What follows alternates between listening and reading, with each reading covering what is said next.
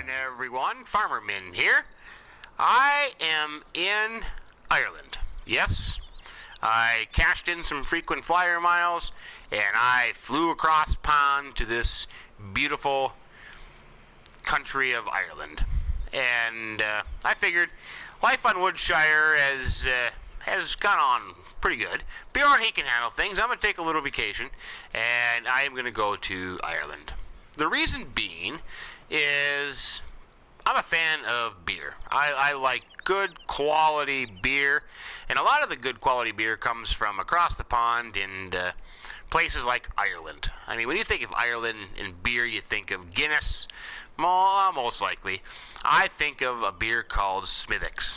Growing up in the college days, cramming for tests, I loved a good Smithwick's. So, I came across the pond to learn how to become a fine and outstanding brewmaster. Yes, I want to do a little microbrewery in Woodshire, so I came over here to try to master the craft, so to speak.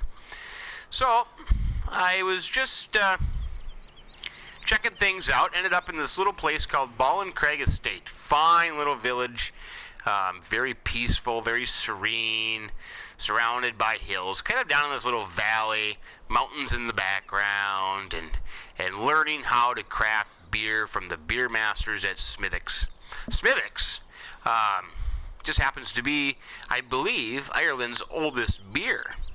Some say that it was started like the 14th century and possibly even by monks, of all things. So, yeah. So I'm going to learn how to craft beer.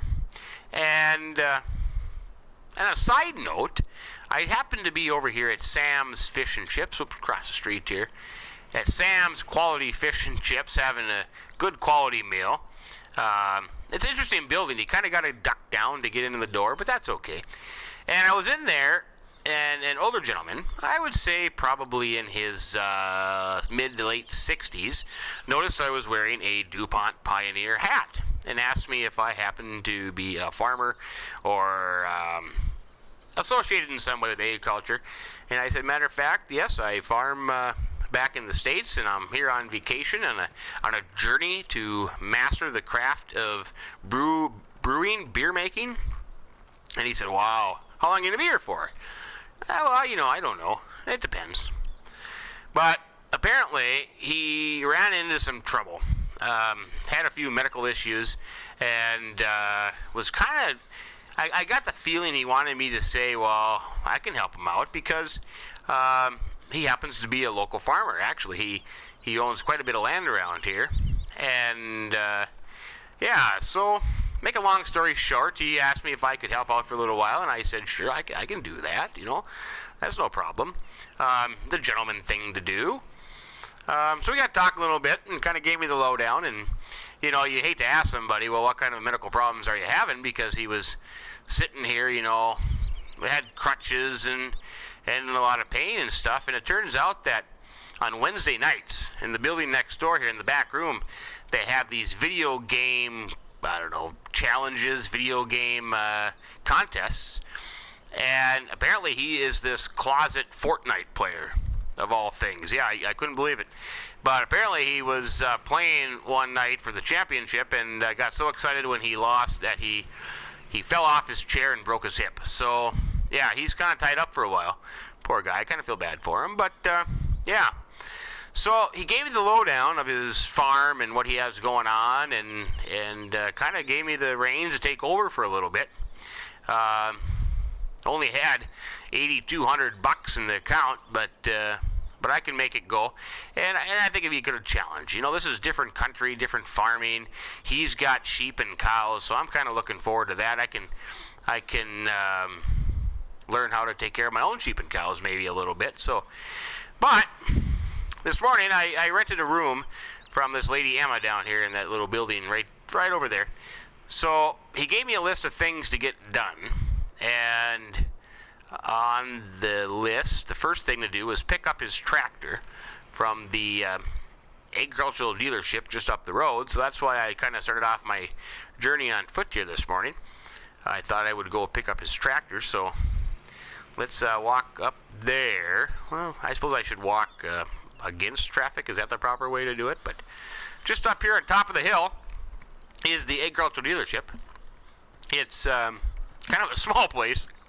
Not like we're seeing back home with monstrosity John Deere dealership, Case dealerships. Boy, apparently they don't move over for pedestrians, but yeah. So anyways, here it is. Ooh, get out of the way here real fast. But yeah, here is the dealership. Not much of a place. Matter of fact, it actually looks kind of desolate around here. I don't even know if anybody's around. It's 8 o'clock in the morning. They should be open. Apparently, they got some tractors here for sale. Those are not ours. I don't know. I don't know what they're doing, but this must be ours here. Let's see if anybody's around. Hello. Yeah, they don't even have like an office or anything. You leave the door wide open and nobody here. Huh. Let's see. BallinCraig Commercial Garage. Huh. Look at that. Shell Agricultural Oils. Harvester and plow oils. That's one thing you got to get used to when you're overseas, is how they spell plow. I like it. I like that way a lot. Farm machinery oils. We offer 3 kinds of service. Good, cheap, fast. Well, nothing wrong with that, I guess. You can pick any 2. Good service, cheap, won't be fast. Good service, fast, won't be cheap. Fast service, cheap, won't be good. Huh, that's an interesting sign. I suppose in this little place you don't have many options, though. So, I suppose I'm just going to see if the keys are in it, and we'll just hop in here and take off. A nice beer. I have never driven a beer before. This looks like a fine and outstanding tractor. I'm excited. You know, this is a new experience for me.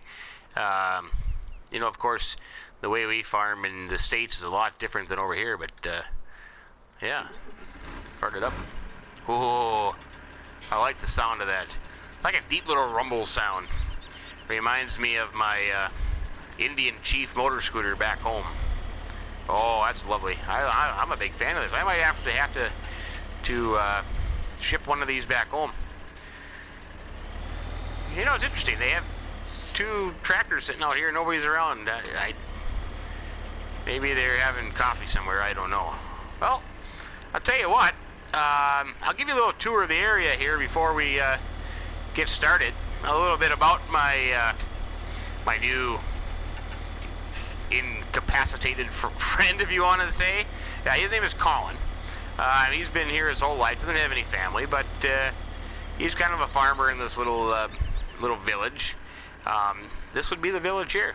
We have a church, a Maxwell convenience store, gas station, I'm going to call it, the fish and chips, and some housing. So that's pretty much what we got here. You know, it's quiet, it's quaint, nice people, great people.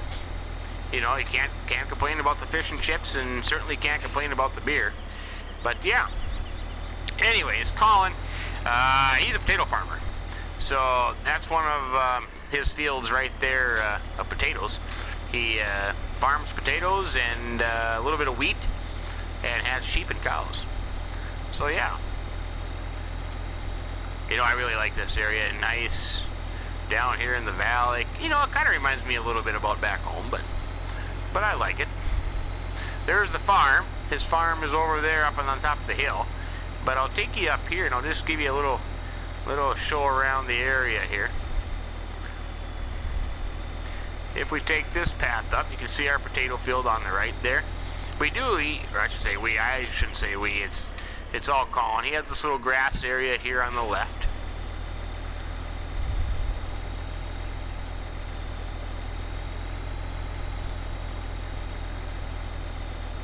And up here, we own this field. We, I say we again, I should say he does. I have nothing to do with it. I'm just a passerby. But he has this field here. And that is planted with soybeans at the moment. Hasn't emerged yet.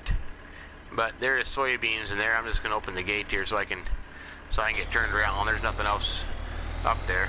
That road just comes out at the dealership, but we'll just turn around here. Be careful I don't run over a fence post. I don't want to do any fencing this morning. But yeah.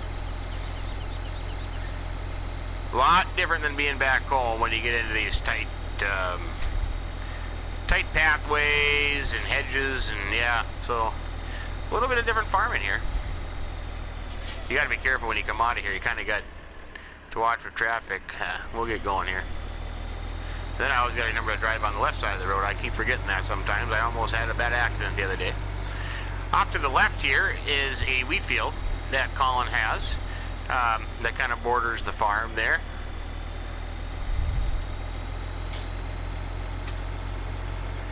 And then up here on the right is kind of a little side area he has. He's got some bins set up here, up this path.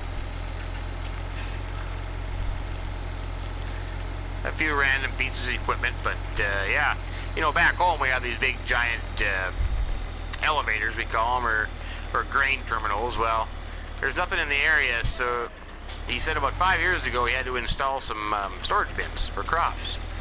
So when you come in here, you got this nice little area here. Got 3 grain bins, so that should work out nice. He's got a, I think it's a Bremont? I can't remember. Yeah, Bremont trailer. So we use that to haul some potatoes. And over here we got some baling trailers. We got a baling boy. Yep. Bale collector. I think it's trees are growing in there, and a bale trailer. So that's up here. You know, the farm, you'll see here in a little bit, but the farm is very tight. It's very, very tight knit, hard to get around, and doesn't have a lot of storage. So he said that he has to try to find places for stuff as he kept getting more and more fields. So, and I should point out there, just on the other side of the bins here, he has another wheat field there. Or maybe that one's barley. I guess I can't remember. I mean, without going out and looking at it. I think it's headed out. I could probably tell. Yeah, maybe that is barley. So, without me trying to run over the fence here, come down to the main road.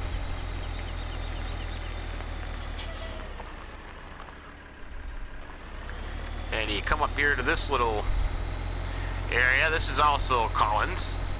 Right in here. Not much here. As far as storage stuff, and there's no living houses here. He said when I got here that I could move into that thing, but that'd kind of be like being in a prison cell. There ain't even a window in the thing. But got a West trailer. Another West trailer parked here. I think there's a sprayer back in here. Yep. Got a sprayer and some fertilizer in here. We keep some cows. Keep some cows over in this neck of the woods. You know, they don't move around a lot. They're just content. They just like sticking their head in here and getting stuck and eating. But yeah, so very nice cows. They're trained very well. They don't cause any problems here. But yeah, other than that, that's pretty much all that this place has. Yeah, I got some more cows in here. Well, holy buckets! He left the door open. How? Well, see, like I said, they're trained cows, so they don't run away. But yeah, that's pretty much it for here. Show you that little area. I'll jump back here into the beer. I don't know if that's how you pronounce it. I've never been in one. Beer, maybe. How else would you spell beer? Beer. Anyway, it's just up here at the end of the county line up here. We have kind of our one-stop shop for everything. Right here, and I can't think of the name of it off the top of my head. I'm on the wrong side of the road again. Whew. Glad that guy wasn't going any faster. But this is, here we have here. Here we have here. Yeah, here we have here. Here I am here. Yeah, little family-owned business. Well, of course, they have kids, you know. You have kids around this neck of the woods. They got to have a place to play. You know, you come in here and you drop off your grain, and you can do a little swinging if you want. But here we have dry fertilizer. We can buy dry fertilizer and liquid fertilizer from this place. They also will sell a slurry if we need it, and they buy wool. So yeah, one-stop shop. They buy all our commodities right here. Yep.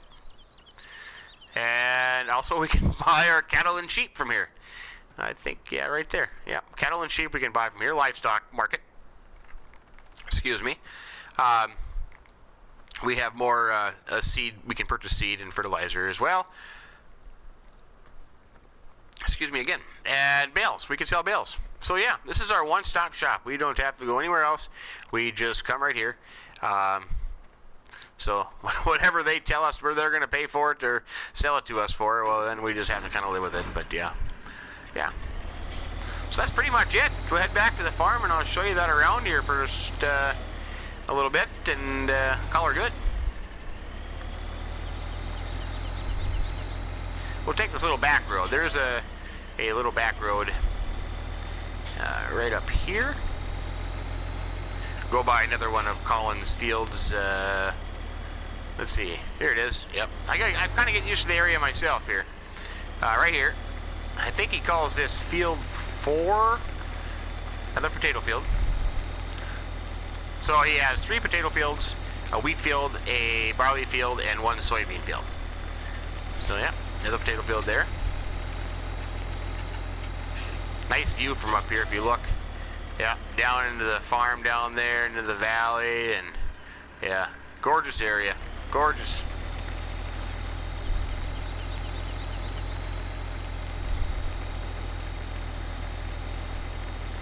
So we just continue down this path and head right into the back side of the farm.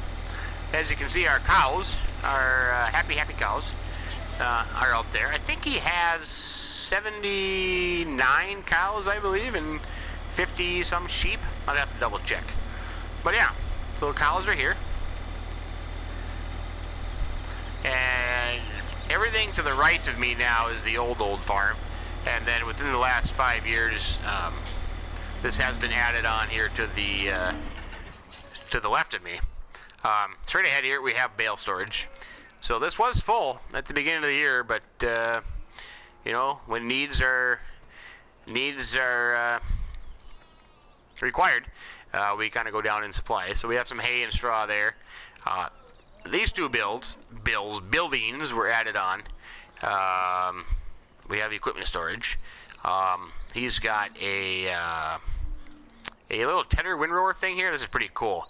The Zweiger, and a Massey Ferguson baler. 2 planters. They got the Grimmy GL420 planter, along with a Great Plains seeder here. Yep. And of course, being potato farmers, you got to have a harvester. So this is kind of an older, but it's a good one. We got it all cleaned up nice. The Grimmy harvester there. Yep. Got a couple extra bins up here for storage. And I think there's an old cultivator up here. Yep. An old cultivator up there. Of course, there's the wheat field over here. Wheat field over there. And got a Massey Ferguson mower. This thing is awesome. I had to drive around on that thing a little bit, but I really like that. Massey Ferguson 885 with the cutter header. And he used to have these 2 headers on like a flatbed trailer, and it just didn't. I didn't like it, so I told him, you know, find an old bison header trailer, and they fit perfect on there. So that's what he did. And yep. So they got the Massey Ferguson 27 with a 27 cut. He does have a little flatbed trailer here, I think with some extra seed storage on there as well. Yeah. So that's a nice little area he added on here to the farm. I think originally this was more of a pasture land too, and then he turned some into an arable field and put up these storage sheds. So yeah, pretty nice. You know, they work good because the builders can build them on a incline. So not real flat, nothing real flat around here. But besides the beer, we got a New Holland and a Deutschfahrer. The New Holland 8340. Yep. And the Deutschfahrer. Very nice tractor. Agro Star. Yep, I like it. That's another one of those that sound really cool. Everything on the right side will be the cow related. So we got some manure and a little manure spreader back there. Here's some cows. The happy cows, the sleeping cows. So, yeah. Basically, when calving takes place, you know, all the expectant cows will come in here. Do got some forks and a pickup header, loader wagon, or not a pickup header, a loader wagon there, a Euroboss. That's a nice looking thing. That works pretty good. You know, you can't really go any bigger around here because we can't get things in and out of the buildings and tight corners and everything, so looks pretty good. Just have some wool stored there, I see. I got to take that down and sell it here in the near future if the price is okay. But here's our cows. Well, there's nothing in here eating right now. They must be out playing around, but we put our food in here. We get our slurry here. We have a little slurry tanker. So yeah, that works out pretty good. No cows in there either. And the last building here is a silage bunker. So it's got some silage in here. I think about 200,000 liters maybe. Yeah, we gotta kind of do some sealing up on the walls there, but it's okay. On this side of the farm, we have the sheep. As you can see, some happy sheep.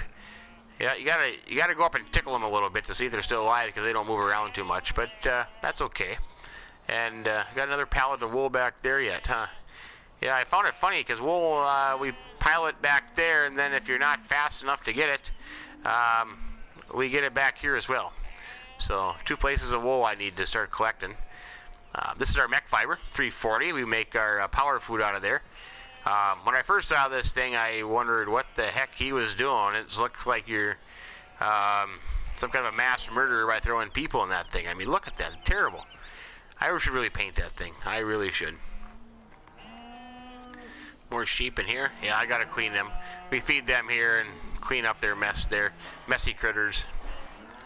But yeah, that's almost about it. We got more cows here. This is where the bad cows go.